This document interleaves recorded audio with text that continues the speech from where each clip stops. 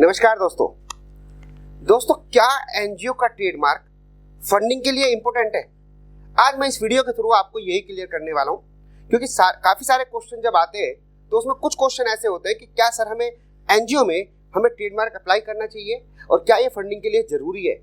दोस्तों, सबसे पहले मैं आपको ये क्लियर कर दूं कि ट्रेडमार्क एक इंपॉर्टेंट रजिस्ट्रेशन है, लेकिन वो कंपल्सरी नहीं है। अब क्वेश्चन क्रिएट ये होता है कि क्या हर एनजीओ को ट्रेडमार्क अप्लाई करना चाहिए या नहीं करना चाहिए, क्या ये फंड के लिए जरूरी है या नहीं है?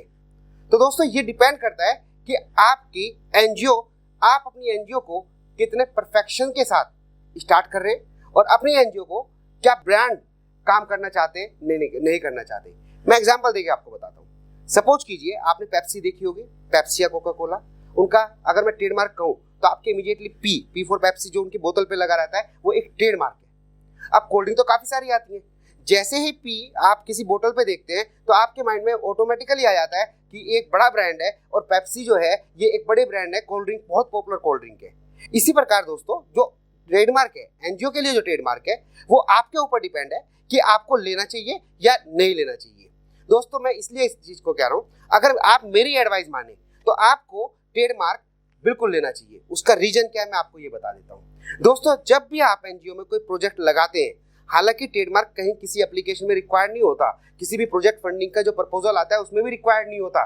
ट्रेडमार्क तो एक ऐसा चिन्ह है, एक रजिस्टर्ड एक ऐसा मार्क है जो ये बताता है कि ये आपका बिजनेस है। तो कंपलसरी कहीं भी एप्लीकेशन में आप ये नहीं देखेंगे कि आपका ट्रेडमार्क ये है, ये रिक्वायरमेंट कहीं भी एप्लीकेशन में नहीं पाएंगे। लेकिन जब किसी एनजीओ का ट्रेडमार्क अपना होता है तो वो एक ब्रांड को शो करता है, और हर एनजीओ का, क्योंकि उन्हें आगे फंडिंग की जरूरत होती है, एक अपने को अच्छा दिखाने की जरूरत होती है, तो ट्रेडमार्क होना चाहिए। पहला रीजन तो ये।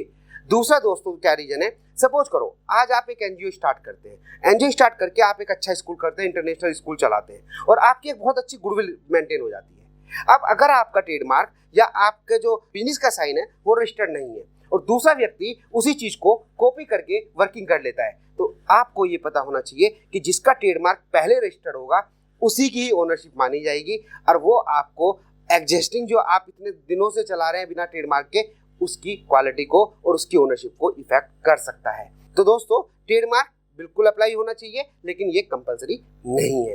अब दोस्तों, ट्रेडमार्क अप्लाई करने में मैं आपको अपने प्रैक्टिकल एक्सपीरियंस से कुछ इंपॉर्टेंट इन्फॉर्मेशन देना चाहता हूँ। दोस्तों, मार्केट में जब आप ट्रेडमार्क अप्लाई करेंगे ना, तो आपको ये बताया जाएगा कि ट्रेडमार्क अप्लाई होने के ये चार्जेस है, और वो बहुत कम चार्जेस ले लेते हैं आपसे, 5,000 या 10,000 रुपए।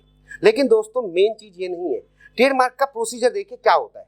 सबसे पहले जब आप ट्रेडमार्क की एप्लीकेशन लगाते हैं, आप ये ट्रेडमार्क चाहते हैं, एक रजिस्ट्री होती है, उसमें वो पब्लिश होता है गवर्नमेंट की तरफ से। अगर किसी को कोई ऑब्जेक्शन है तो वहां से वो ऑब्जेक्शन को क्रिएट करा जाता है और ऑब्जेक्शन का फिर हमें रिप्लाई देना होता है। वो रिप्लाई दो तरह से हम देते हैं।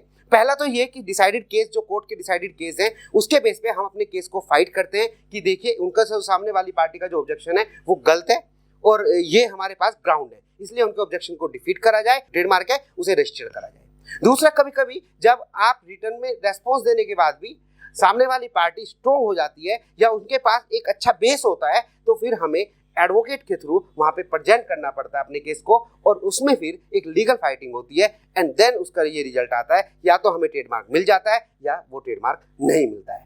लेकिन दोस्तों, 90% केसों में क्या होता है कि जब आप ट्रेडमार्क अनप्रोफेशनल लोगों से कराते हैं तो वो केवल आपकी एप्लीकेशन को फाइल कर देते हैं और फाइल करके ये कहते हैं कि आपकी एप्लीकेशन फाइल हो चुकी है, अब तो इसमें 5-6 महीने बाद अपना आप आ जाएगा, क्योंकि ओनरशिप आपकी है, टाइम आपका है, पैसा आपका है। तो ये अलर्ट आपको ही रखना है कि ये वाला केस नहीं होना चाहिए, बल्कि आपको स्टार्टिंग से लेके, क्या उसमें कोई ऑब्जेक्शन लगा, एप्लीकेशन प्रॉपर फाइल होनी चाहिए, क्या कोई उसमें ऑब्जेक्शन आया, ऑब्जेक्शन का प्रॉपर रिप्लाई क्या दिया, क्योंकि ये तो एक कोर्ट का मैटर है। अगर आपने ऑब्जेक्शन अपना परफेक्ट तरीके से नहीं दिया, डिसाइडेड केस के बेस पे नहीं दिया, प्रोफेशनली नहीं दिया, और आप उस केस को हार जाते हैं, तो आपका टाइम और वैल्यू दोनों ही बेकार हो जाती है। तो इसलिए जब भी आप करें, जब भी ट्रेडमार्क की वर्किंग करें, ट्रेडमार्क लेना चाहें, तो आप ट्रेडमार्क के लास्ट तक की वर्किंग तक अलर्ट रहिए, या तो आप या आपका प्रोफेशनल, कि एप्लीकेशन भी लगी, फिर ऑब्जेक्शन भी आए, ऑब्जेक्शन क्या आए क्या नहीं आए वो आपको पता रहना चाहिए, आपने क्या रिप्लाई सबमिट करा, क्या क्या डिसाइडेड केस आपने उनमें मेंशन करे, और क्या हमें पर्सनली प्रेजेंट होना पड़ा आपके काउंसलर को या नहीं, ये भी आपको पता रहना चाहिए। जब आप अलर्ट हैं तभी आपका एडवाइजर, तभी आपका कंसल्टेंट, तभी आपका सहयोगी है वो अलर्ट है। अगर आप अलर्ट नहीं है और खाली पैसे देके बस आप अपना काम कीजिएगा तो सामने वाला भी लापरवाही करेगा। दोस्तों ध्यान रखना, इसलिए मैं आपको ये एडवाइस करूंगा कि जब भी आप ट्रेडमार्क करें तो पहले जरूर लीजिएगा, ट्रेडमार्क जरूर अप्लाई करिए, चाहे वो ऑप्शनल हो। और ट्रेडमार्क अगर अप्लाई करें तो प्रोफेशनली कीजिएगा, किसी भी ऐसी चीज में मत फंसिएगा पैसों के चक्कर में, कम पैसों के चक्कर में कि एप्लीकेशन फाइल हो गई उसके बाद पता ही नहीं है कि वो ग्रांट भी हुआ, वो रिजेक्ट भी हो गया। बहुत सारे केस ऐसे आते हैं, सर हमने तो 2 साल पहले अप्लाई कराया था हमारे कंसल्टेंट ने और हमें तो पता ही नहीं कि वो एक्सेप्ट है या रिजेक्ट है, क्योंकि कंसल्टेंट ने अप्लाई करा और वो गायब हो गया बस। उसके बाद तो पता ही नहीं है उसे कि ये ऑब्जेक्शन भी लगे, ऑब्जेक्शन का रिप्लाई भी दिया नहीं दिया, तो आप उस कैटेगरी का ट्रेडमार्क अप्लाई नहीं करेंगे।